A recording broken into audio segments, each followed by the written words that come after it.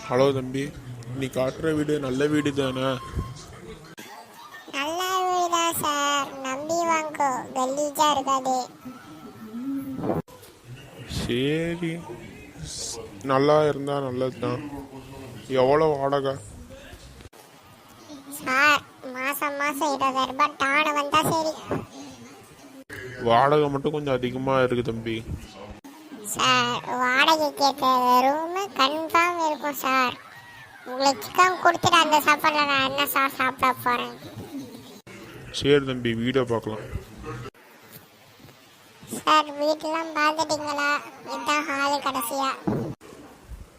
சரி தம்பி, உனக்கு நான் பேமெண்ட் ஃபோனில் அமுச்சு விட்டுறேன். இன்னிலேருந்தே நான் குடி வந்துடுறேன்.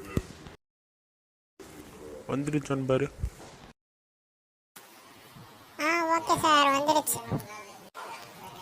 இது வீட்டில் கொஞ்சம் ஜாக்கிரதையாக இருங்க சார். என்னாச்சு, ஏன் ஜாக்கிரதையாக இருக்க சொல்கிறான்? மச்சான் என்ன நல்லா ஹாப்பியாக இருக்கேன்?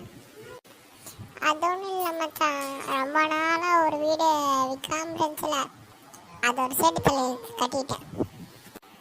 எது அந்த ரூம் நம்பர் 63?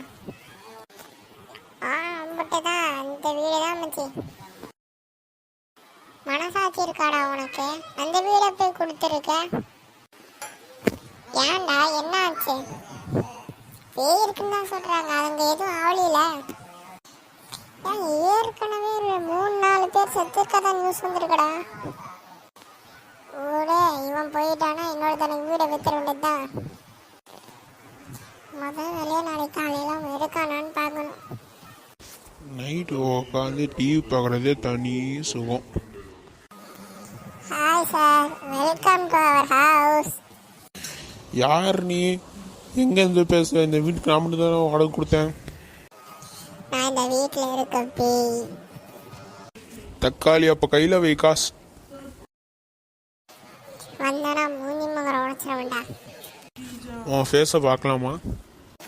இப்போ பேச பார்த்தா எபிசோட் 2ல யார் பேசுகிறா காட்டுறது முட்டு போடான்ட்டு.